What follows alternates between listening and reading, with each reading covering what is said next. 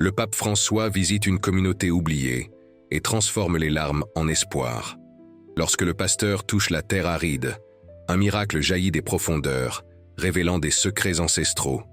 Des vies brisées par la sécheresse trouvent la rédemption entre les mains du pontife, tandis qu'une source mystérieuse ressurgit après des siècles. Une histoire de foi, de transformation et de guérison qui transcende la religion. Préparez-vous à être ému par cette rencontre divine. Laissez un j'aime, abonnez-vous et commentez pour nous dire d'où vous regardez ce voyage miraculeux. Le ciel flamboyait de teintes orangées lorsqu'Antoine Séverin planta sa houe dans la terre desséchée pour la dernière fois ce jour-là.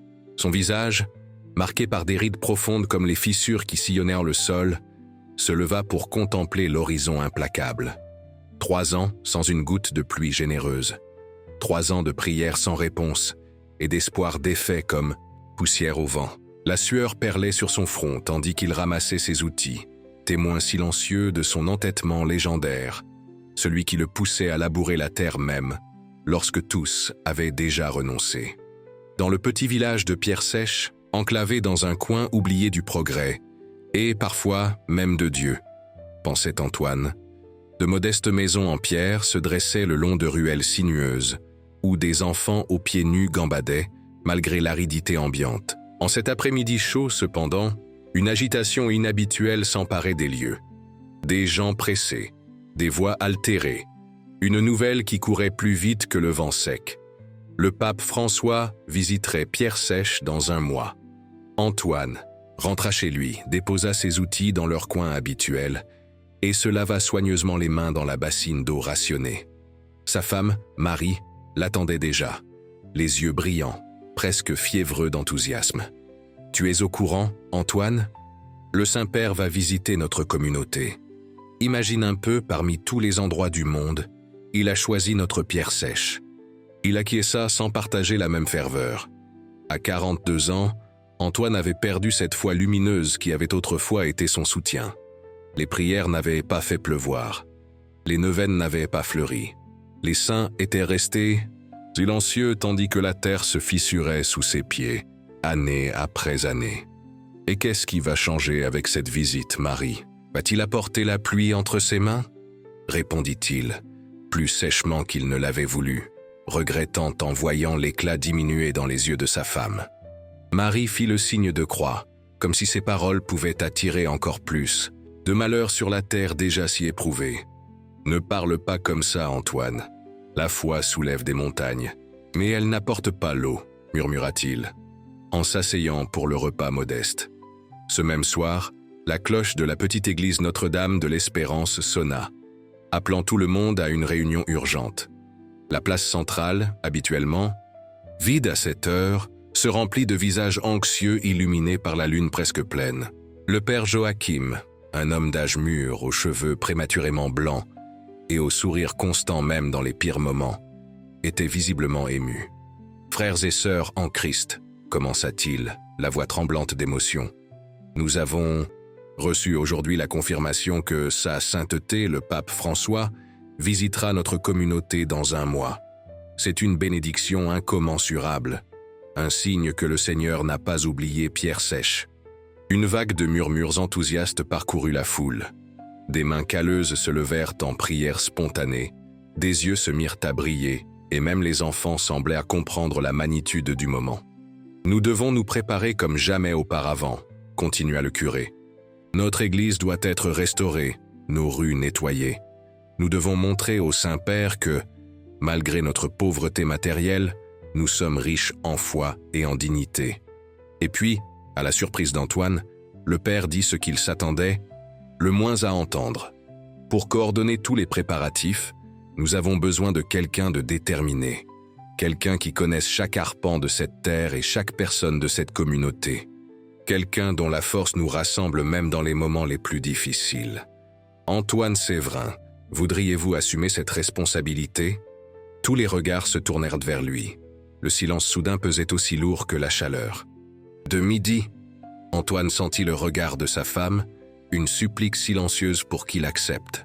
Il vit les yeux pleins d'espoir de son plus jeune fils, Michel, qui servait la messe à l'église, malgré les doutes de son père. « Père, dit-il finalement, Vous savez que je ne suis pas l'homme le plus pieux de cette communauté. » Sa voix sonna rauque dans la nuit calme. « Je ne cherche pas le plus pieux, Antoine, mais le plus déterminé. Celui qui laboure la terre même lorsque le ciel refuse de pleurer. La foi, parfois, se manifeste dans l'obstination à ne pas renoncer. » Un rire contenu parcourut la place. Tous connaissaient bien l'obstination légendaire d'Antoine. « J'accepte, dit-il simplement. Non parfois, mais par amour pour cette communauté, pour ces gens qui affrontaient la même sécheresse que lui, avec cette différence qu'il parvenait encore à sourire au ciel impitoyable. » Le lendemain matin, tandis que la rosée rare résistait encore sur les quelques plantes survivantes, Antoine était déjà à l'église, évaluant le travail qui les attendait.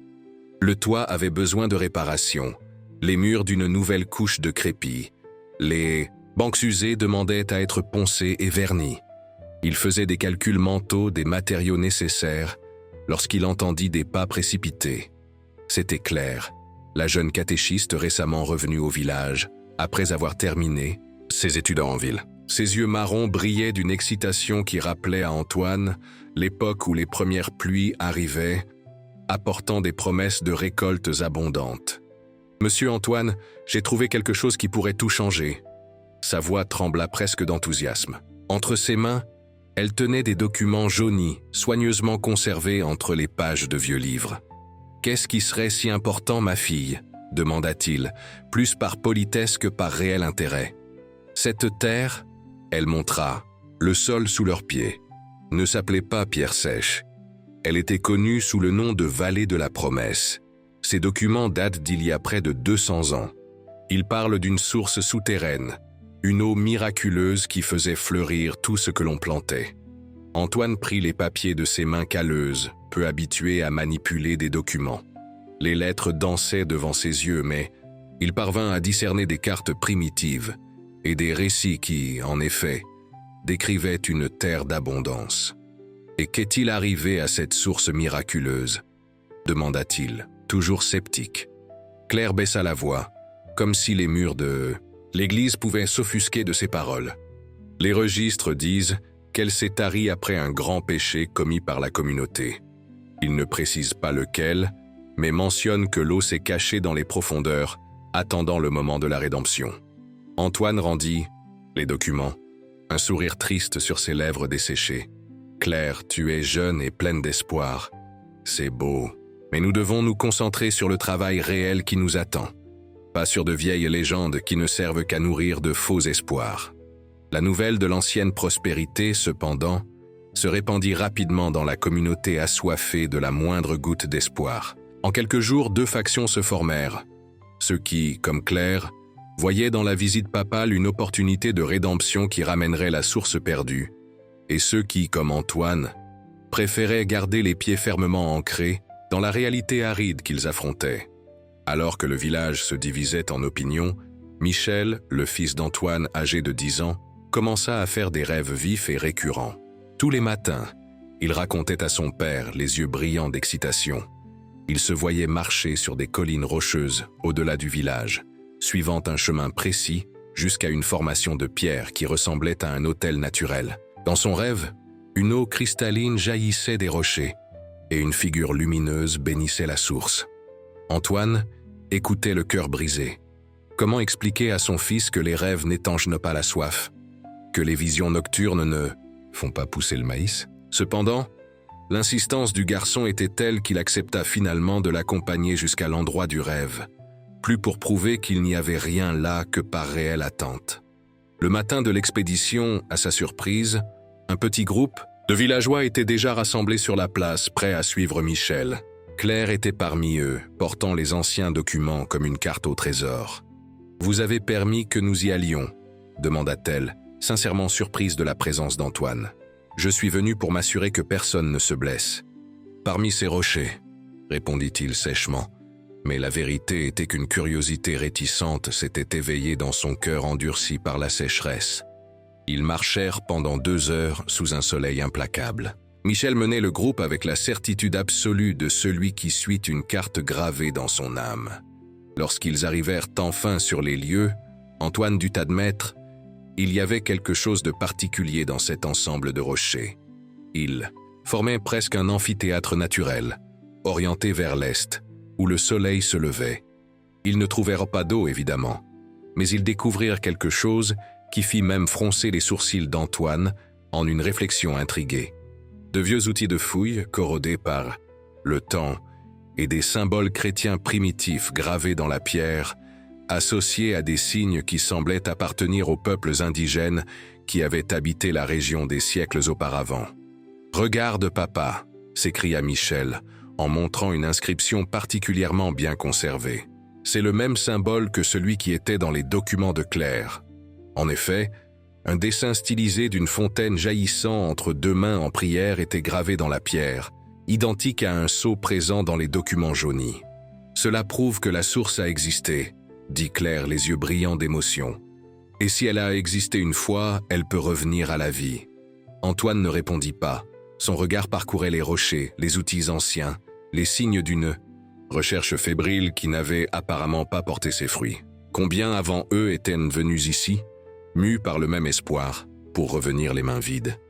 Le travail de préparation de la visite papale s'intensifia au cours des semaines suivantes. La communauté, malgré la pénurie, faisait preuve d'une générosité qui émouvait Antoine. Ils donnaient le peu de temps qu'ils avaient entre le travail dans les champs desséchés.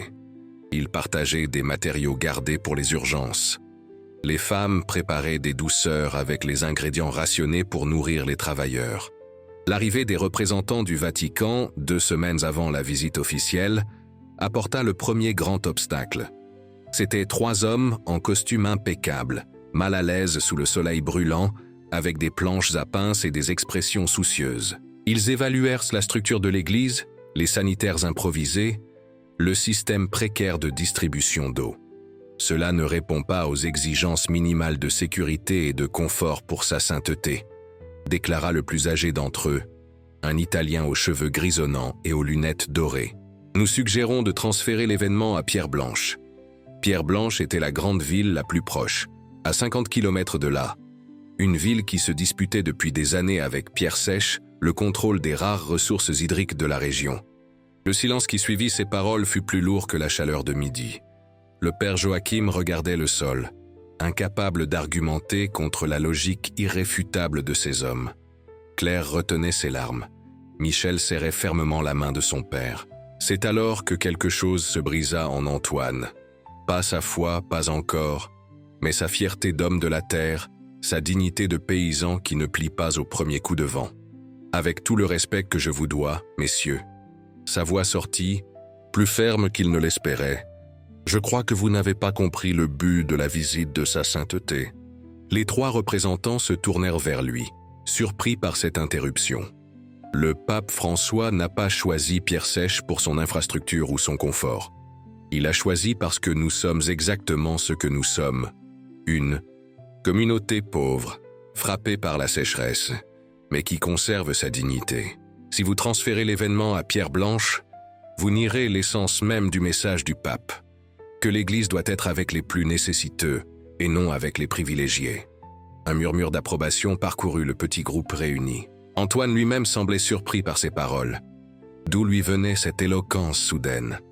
De plus, continua-t-il, encouragé par l'attention respectueuse qu'il recevait à présent, si vous nous donnez les directives appropriées, je vous garantis que nous répondrons à toutes les exigences de sécurité. Cette communauté n'a peut-être pas grand-chose, mais elle a la volonté de travailler comme peu d'autres. L'Italien aux cheveux grisonnants ajusta ses lunettes, observant Antoine avec un nouvel intérêt. « Et vous êtes » Antoine Séverin. « L'homme qui laboure la terre même lorsque le ciel refuse de pleurer », répondit-il, utilisant les propres mots du père Joachim, arrachant des sourires à ses compatriotes. Après une brève concertation entre les représentants, l'Italien se tourna à nouveau vers le groupe. « Très bien, monsieur Séverin. Nous maintiendrons les plans originaux, mais avec des conditions rigoureuses de préparation. Demain, nous vous enverrons une équipe technique pour vous guider. Vous aurez exactement 10 jours pour mettre en œuvre toutes les améliorations nécessaires. » C'était comme si une petite pluie était tombée sur Pierre-Sèche. Les visages abattus s'illuminèrent de sourires prudents. Le père Joachim serra l'épaule d'Antoine avec une gratitude silencieuse. Michel regardait son père comme s'il était un héros sorti des histoires que sa grand-mère racontait. Les semaines suivantes furent témoins de quelque chose qu'Antoine n'avait pas vu depuis des années. La transformation de Pierre Sèche. Non pas par l'arrivée des pluies, mais par l'arrivée de quelque chose d'aussi puissant, l'espoir collectif. Travaillant ensemble, les paysans rénovèrent l'ancienne église, remplacèrent le toit brisé, repeignirent les murs écaillés avec de la chaux blanche qui reflétait le soleil comme la neige. Les rues poussiéreuses furent nettoyées. Les maisons modestes se parèrent de rideaux improvisés avec des tissus colorés, et la place centrale fleurit de décorations faites de matériaux recyclés. Des bouteilles en plastique transformées en fleurs, de vieilles boîtes de conserve, en lanternes décoratives. Antoine, bien que toujours sceptique quant à la foi, redécouvrait le pouvoir de l'union communautaire. Chaque matin, il distribuait les tâches, chaque soir, il réunissait tout le monde pour évaluer les progrès et planifier le lendemain. Sa maison devint le quartier général informel des préparatifs, avec des cartes et des listes recouvrant les murs de pierre. Tout n'était cependant pas que fleurs en plastique et sourires pleins d'espoir. Sébastien Mendonça, le fermier le plus riche de la région et propriétaire de la seule propriété dotée d'un système d'irrigation fonctionnel, voyait la visite papale comme une menace au contrôle qu'il exerçait sur l'eau dans la région. Pendant des années, il avait vendu de l'eau aux paysans à des prix de plus en plus élevés, justifiant l'augmentation par l'intensification de la sécheresse.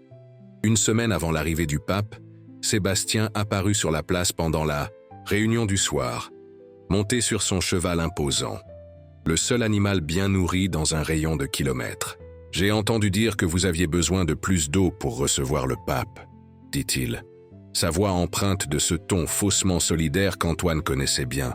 « Malheureusement, je devrais réduire de moitié l'approvisionnement à partir de demain. Mon propre réservoir atteint des niveaux critiques. » C'était un mensonge éhonté. Tout le monde savait que le réservoir de Sébastien était alimenté par un détournement illégal qu'il avait fait sur la petite rivière saisonnière, bien avant que celle-ci n'atteigne les terres communautaires. Mais personne n'avait de preuves concrètes, et les autorités de la grande ville fermaient toujours les yeux sur les irrégularités du fermier. Après tout, ces dons entretenaient de nombreuses campagnes politiques. Cela rendra la visite impossible, Sébastien, et tu le sais, répondit Antoine, gardant son calme malgré l'indignation qui bouillonnait en lui. Nous avons besoin d'eau non seulement pour les visiteurs, mais aussi pour terminer la préparation de la place et de l'église. Le fermier haussa les épaules, un sourire fin aux lèvres. Le monde est dur pour nous tous, Antoine. J'ai mes plantations à penser. Je ne peux pas compromettre ma production à cause d'une visite qui, soyons honnêtes, n'apportera pas la pluie et ne changera pas la réalité de Pierre Sèche. Ce soir-là, après une réunion tendue avec le conseil communautaire, Antoine ne parvint pas à dormir. Les paroles de Sébastien résonnaient dans son esprit, non pas pour la méchanceté qu'elles contenaient, mais pour le grain de vérité qu'elles portaient. Qu'est-ce qui changerait réellement avec la visite du pape? Pierre Sèche resterait sèche, les enfants continueraient à avoir soif, les champs resteraient stériles. À l'aube, avant même que le premier coq ne chante, une tempête de sable inattendue balaya la communauté. Ce n'était pas inhabituel à cette époque de l'année, mais son intensité prit tout le monde au dépourvu. Le vent hurlait entre les maisons comme un animal blessé, arrachant des toits improvisés, renversant la structure montée sur la place, recouvrant tout d'une épaisse couche de poussière rougeâtre. Lorsque le soleil se leva, révélant l'étendue, les dégâts, de nombreux villageois tombèrent dans le désespoir. Une grande partie des préparatifs effectués au cours des dernières semaines avaient été détruite. L'église, heureusement, avait résisté avec des dommages mineurs, mais la place, où devait avoir lieu l'événement principal, était méconnaissable sous des monticules de sable et de débris. « C'est un signe », murmurait la vieille Joséphine, la femme de prière la plus respectée de la communauté. « Un signe que nous ne sommes pas dignes de cette visite. » D'autres acquiescèrent, la tête basse. La tempête semblait avoir emporté non seulement les structures physiques, mais aussi le fragile espoir qu'ils avaient cultivé. C'est à ce moment critique qu'Antoine, se surprenant lui-même et tous ceux qui l'entouraient, demanda à la communauté de se réunir à l'église. Non pas pour prier, ils n'étaient pas encore prêts à cela, mais pour quelque chose d'aussi important, retrouver leur dignité collective. Les bougies vacillaient à l'intérieur de la nef partiellement obscurcie par la poussière qui s'était infiltrée à travers les fissures. Les bancs fraîchement poncés accueillaient des personnes aux épaules affaissées et au regard vaincu.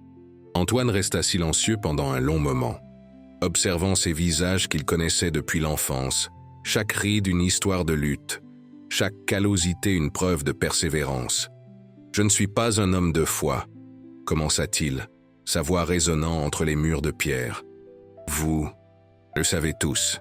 J'ai perdu ma foi lorsque j'ai perdu ma 3e récolte à cause de la sécheresse, lorsque j'ai vu mon fils aîné partir en ville chercher du travail, lorsque j'ai enterré mon père sans avoir assez d'eau pour laver son corps comme le veut la tradition. Un silence respectueux emplit l'air.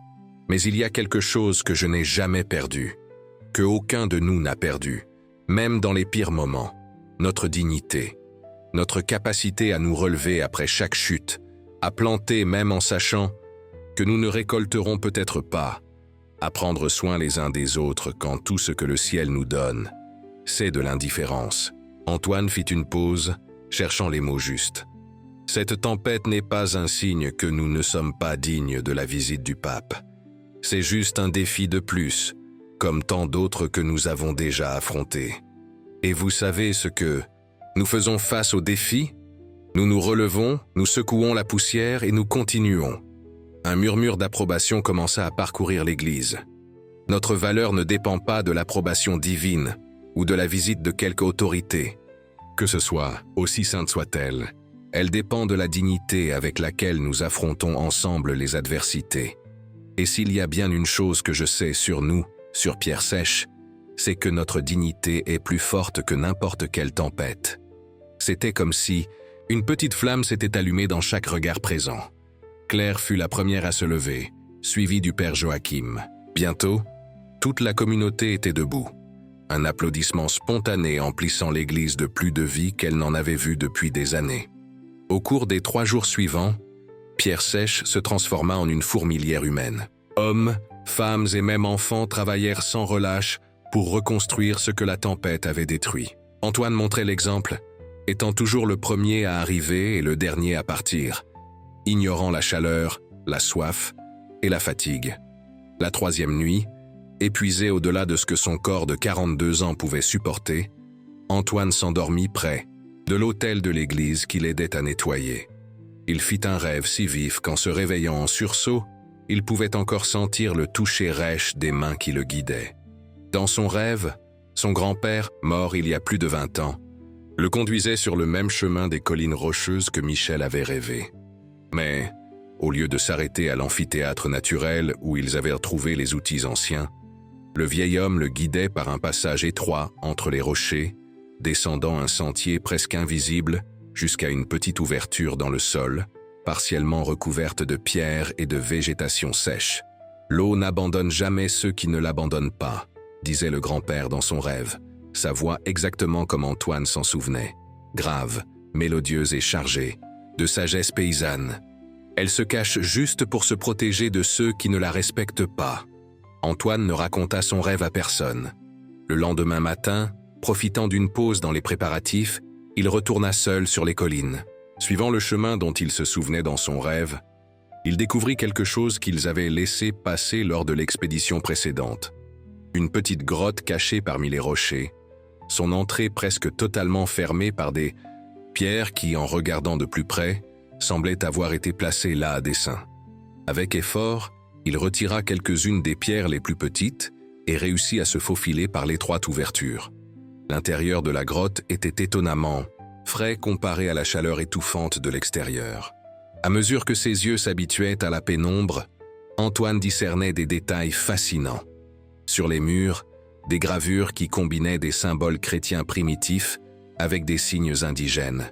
Sur le sol, des marques circulaires qui rappelaient le dessin d'une fontaine, et au centre de la grotte, une dépression parfaitement ronde, comme un petit puits sec depuis longtemps.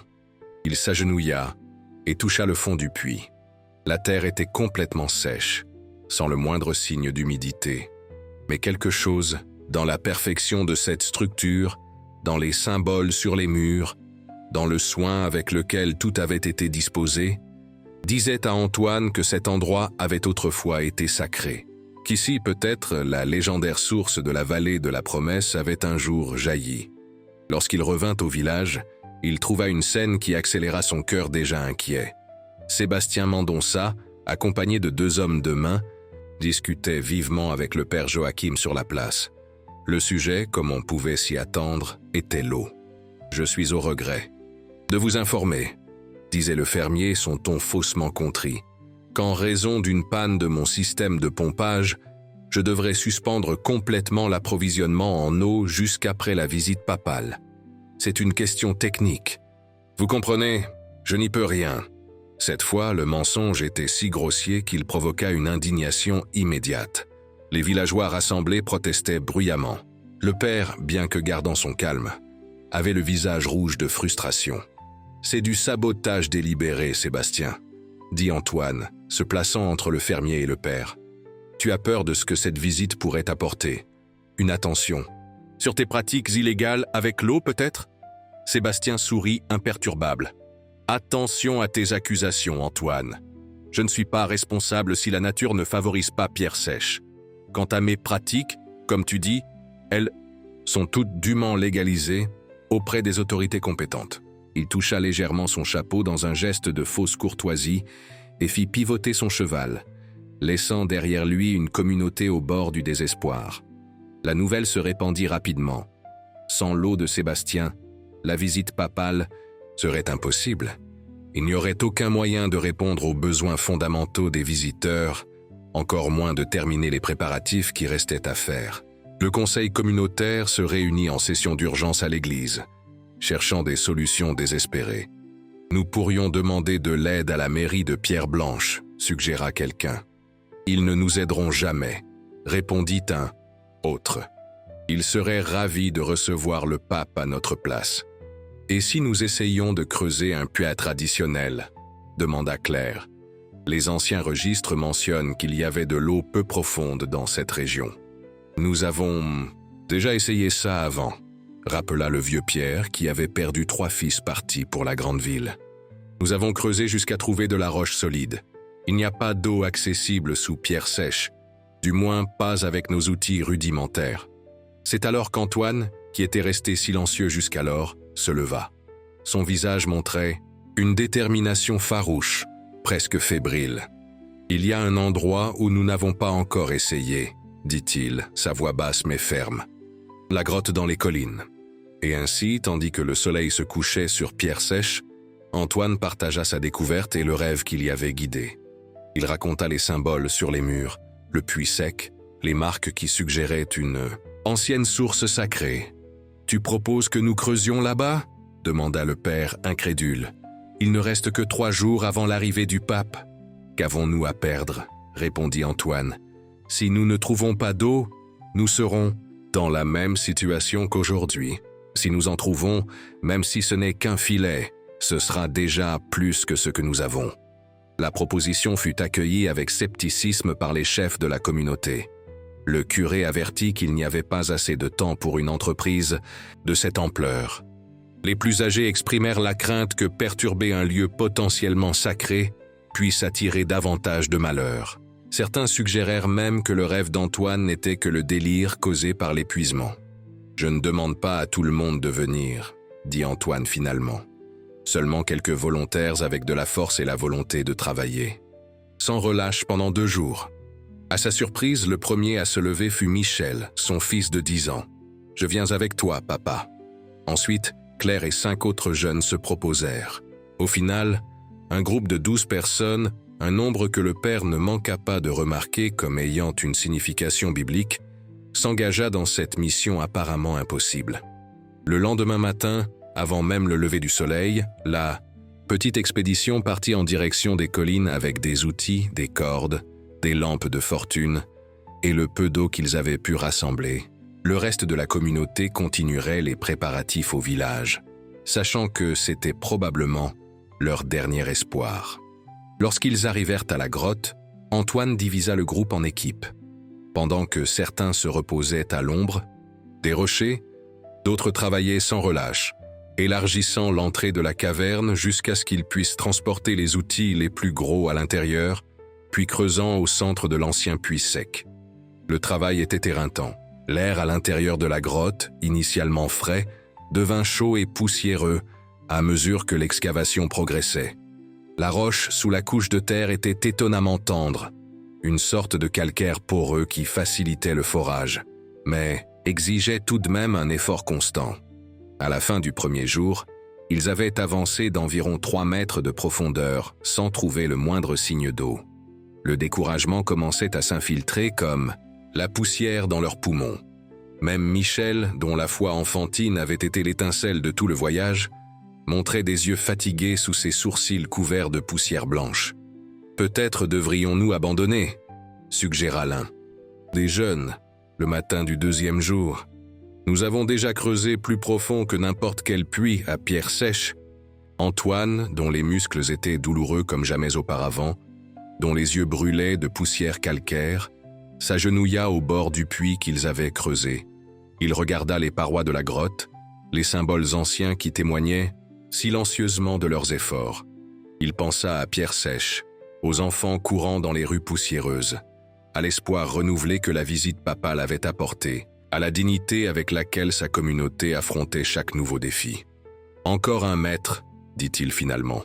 Nous creusons encore 1 mètre et si nous ne trouvons rien, nous accepterons que nous avons fait de notre mieux. » Il était déjà midi passé lorsque Michel, qui était descendu au fond du puits pour remplacer son père épuisé, poussa un cri qui résonna sur les parois de la grotte. « Papa, la terre est humide !»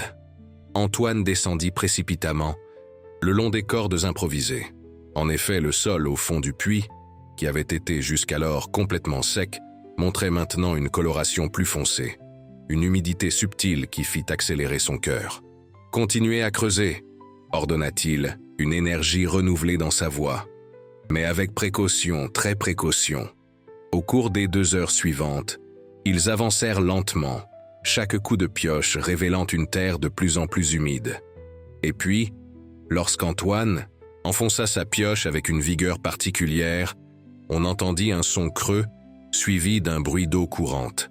La pioche avait percé une fine couche de roche qui recouvrait apparemment un petit réservoir souterrain. Claire, qui observait depuis, le bord fut la première à verbaliser ce que tout le monde pensait. « C'est un miracle. Le rêve de Michel, ton rêve. La source existe vraiment. » Ils élargirent soigneusement l'orifice jusqu'à ce qu'ils puissent voir l'eau, non abondante, mais suffisante pour former un petit puits d'environ 1 mètre de diamètre, avec une eau claire qui gargouillait doucement, comme si elle était heureuse de revoir la lumière, après des siècles d'obscurité.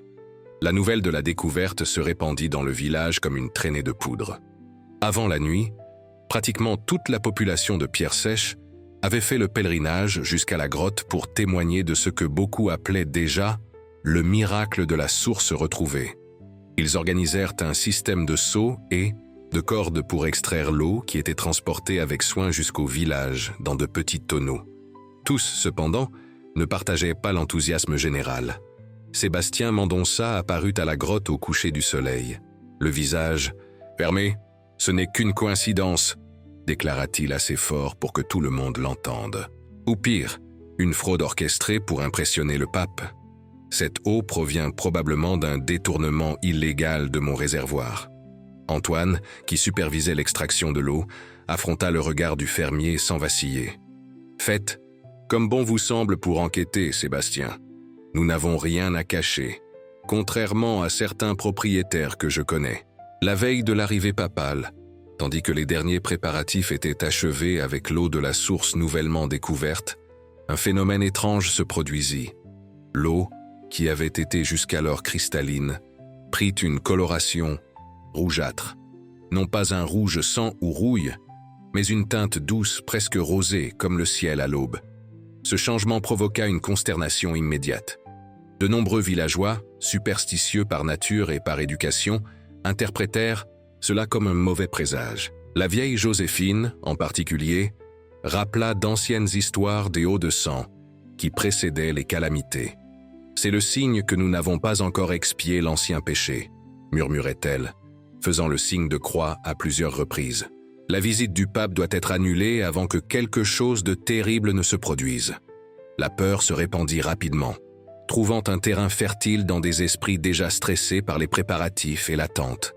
Sébastien Mendonça, y voyant une occasion de saboter la visite qu'il redoutait tant, apparut sur la place en offrant généreusement l'eau de son réservoir pour éviter une tragédie.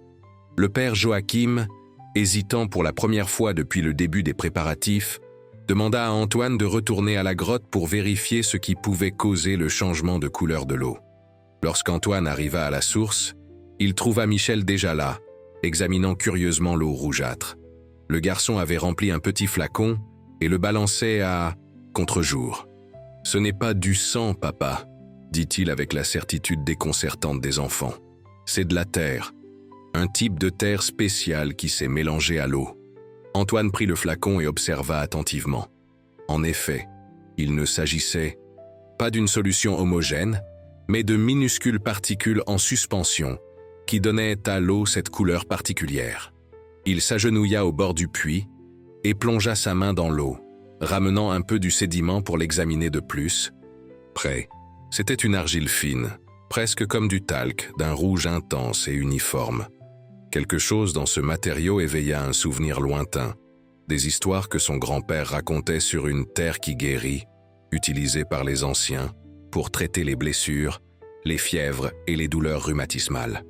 C'est alors qu'ils entendirent des voix s'approcher de l'entrée de la grotte, des voix inconnues, parlant espagnol avec un accent argentin. Antoine et Michel échangèrent des regards de surprise et d'étonnement. Serait-ce possible? La lumière de lanterne avançant illumina l'entrée de la grotte avant qu'il n'ait eu le temps de réagir. Et puis, il était là, plus petit qu'il n'apparaissait à la télévision, plus âgé, mais avec ce même sourire doux qui avait captivé des millions de personnes dans le monde entier. Le pape François, accompagné seulement de 2 gardes du corps et du père Joachim, dont le visage oscillait entre la gêne et l'excitation. « Sainteté, voici Antoine Séverin et son fils Michel », présenta le curé, la voix tremblante. « Ce sont eux qui ont découvert la source. » Le pape sourit, ses yeux fatigués mais vifs, se fixant d'abord sur Michel, puis sur Antoine. « Alors vous êtes l'homme qui laboure la terre même lorsque le ciel refuse de pleurer, » dit-il en espagnol, qu'Antoine comprenait assez bien. « Et toi, petit, tu es celui qui rêve d'eau dans le désert. » Michel, habituellement bavard, resta muet d'émotion. Antoine inclina légèrement la tête, ne sachant comment réagir face au chef religieux. « Nous sommes arrivés un jour plus tôt que prévu, » expliqua le pape, comme si c'était la chose la plus naturelle du monde d'être là. Dans cette grotte isolée, j'ai entendu parler de cette source miraculeuse, et j'ai voulu la voir de mes propres yeux, sans les formalités d'une visite officielle. Ses yeux se posèrent sur l'eau rougeâtre, et je vois qu'elle a quelque chose à nous dire. Antoine, expliqua l'argile en suspension, mentionnant les histoires que son grand-père racontait sur les propriétés médicinales.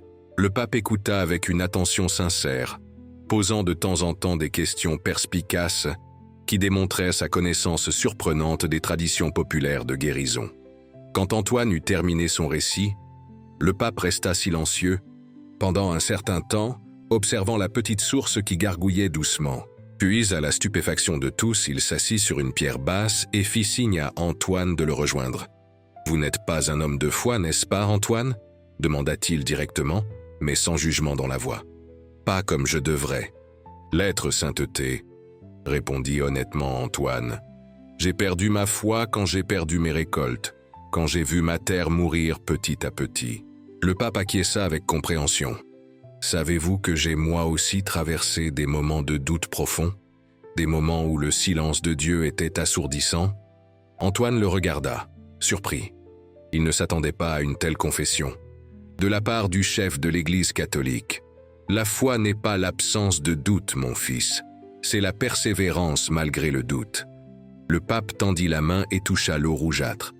Comme cette source qui persiste cachée pendant des siècles, attendant le moment opportun pour ressurgir. Je ne comprends pas pourquoi elle est apparue maintenant, justement maintenant, confessa Antoine. Peut-être parce que maintenant il y avait quelqu'un de prêt à creuser assez profond, répondit le pape avec un sourire significatif. Quelqu'un qui, même sans foi complète, avait assez de foi pour ne pas renoncer. Dans un geste qui surprit tout le monde, Le pape François s'agenouilla avec quelques difficultés au bord du petit puits. Il fit le signe de croix au-dessus de l'eau et prononça une bénédiction simple, demandant que cette source apporte non seulement un soulagement physique, mais aussi spirituel à la communauté. Lorsqu'il se releva, il se tourna vers Antoine, avec une expression décidée. « Cette eau ne doit pas être utilisée seulement pendant ma visite, Antoine. Elle doit être le début de quelque chose de durable pour Pierre Sèche. Vous suggérez un système d'irrigation ?» demanda Antoine, surpris par la direction pratique que prenait la conversation. « Exactement, » répondit le pape. « La foi sans les œuvres est morte, comme le dit l'Écriture. Cette source, aussi petite soit-elle, peut être le début d'une transformation pour votre communauté, si elle est gérée avec sagesse et justice. » Le lendemain matin, lors de la célébration officielle sur la place maintenant impeccablement préparée, le pape François surprit tout le monde en s'écartant du discours prévu. Il raconta sa visite anticipée à la source, décrivit la persévérance d'Antoine et le rêve prophétique de Michel, puis demanda à toutes les personnes présentes de goûter l'eau de la source, qui avait été apportée dans des cruches décorées par les enfants du catéchisme. « Cette eau, dit-il au micro, sa voix calme résonnant sur la place silencieuse, n'est pas miraculeuse parce qu'elle guérit les maladies, bien que peut-être le fasse-t-elle grâce aux minéraux qu'elle contient. Elle est miraculeuse parce qu'elle nous rappelle une vérité essentielle. Même dans la terre la plus aride, il y a de l'eau cachée pour ceux qui ont le courage de creuser assez profond. » Dans les jours qui suivirent le départ du pape, des témoignages commencèrent à surgir. Des personnes ayant bu de l'eau rapportaient un soulagement de douleurs chroniques, un regain de force, une sensation générale de bien-être. Parmi eux, curieusement, se trouvait Sébastien Mendonça lui-même, qui en avait bu secrètement pour démasquer ce qu'il considérait comme une farce. Touché par ce qu'il appela une expérience de guérison inexplicable, le fermier fit une annonce surprenante lors de la messe dominicale suivante. Il ferait don d'équipements pour étendre le système de puits dans la région et régulariserait l'utilisation de l'eau du réservoir qu'il contrôlait, en établissant un prix juste et accessible. « J'ai compris, » dit-il devant la communauté stupéfaite, « que l'eau n'appartient à personne. C'est un don pour tous, comme nous l'a rappelé le Saint-Père. » Le véritable miracle, cependant, se révéla dans les semaines suivantes. L'analyse de l'eau, réalisée par des experts envoyés par le diocèse, montra des propriétés minérales rares avec des bénéfices prouvés pour la santé. L'argile rouge contenait des niveaux élevés de fer et d'autres oligo-éléments essentiels, qui expliquaient, au moins partiellement, les effets bénéfiques signalés. Plus impressionnant encore fut le système d'irrigation développé sous la direction d'Antoine. Utilisant sa connaissance approfondie du terrain et des techniques ancestrales redécouvertes dans les documents trouvés par Claire, ils parvinrent à maximiser l'utilisation de l'eau de la source, alimentant de petits potagers communautaires qui, en 3 mois, montraient déjà les premiers signes de vie verte au milieu du paysage aride. 1 an après la visite papale, Pierre Sèche n'était plus la même. Les maisons en pierre se sont parées de nouvelles couches de crépi, peintes dans des couleurs vives qui reflétaient le nouvel esprit du lieu. Les enfants, courant toujours, pieds nus dans les rues, s'arrêtaient maintenant pour boire de l'eau fraîche aux fontaines publiques installées à des endroits stratégiques. Les potagers s'étendaient progressivement, produisant des aliments qui, s'ils n'étaient pas abondants, garantissaient au moins que plus personne ne souffrirait de faim extrême. Antoine, désormais respecté comme chef naturel de la communauté, avait trouvé une nouvelle forme de spiritualité. Ce n'était ni la foi traditionnelle et inébranlable d'autrefois, ni le scepticisme amer des années de sécheresse extrême. C'était quelque chose de plus subtil, une connexion profonde avec la terre, avec les gens, avec le travail quotidien qui produisait désormais des fruits visibles. Un après-midi, tandis qu'il supervisait le nouveau système de canalisation qui acheminerait l'eau de la source vers des zones plus éloignées, Antoine trouva Claire en train d'organiser une célébration spéciale dans la grotte. Ils y avaient construit une petite chapelle, combinant des éléments chrétiens traditionnels avec des symboles honorant la sagesse ancestrale de ces terres. « Le père a approuvé ?» demanda Antoine, observant les symboles indigènes sculptés dans le bois qui décorèrent l'autel simple. Claire sourit. Il a dit que la foi véritable trouve toujours son expression dans la culture locale, que l'important est l'esprit, pas la forme exacte.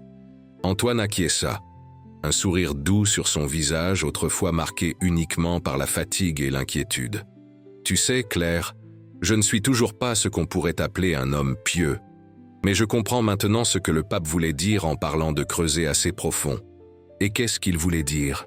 demanda-t-elle, sincèrement curieuse. « Que la foi, comme l'eau dans le désert, coule souvent par des chemins invisibles avant d'émerger là où on s'y attend le moins. Que l'important n'est pas tant où nous la trouvons, mais ce que nous en faisons après l'avoir découverte. » Claire sourit, les yeux brillants de la même intensité que ce jour où elle avait apporté les anciens documents. C'est pour ça que le pape a demandé que nous changions le nom et que nous revenions à Vallée de la Promesse. « Peut-être, » répondit Antoine, regardant l'horizon où, pour la première fois depuis de nombreuses années, des nuages de pluie se formaient timidement. Ou peut-être parce que toute terre sèche garde dans ses profondeurs la promesse du renouveau. Et tandis que le soleil se couchait sur la vallée de la Promesse, et non plus pierre sèche, de légères gouttes de pluie commencèrent à tomber, d'abord hésitantes, puis avec une confiance croissante, comme des bénédictions liquides sur une terre redécouverte, et un peuple qui, comme sa source sacrée, avait retrouvé sa force dans les profondeurs.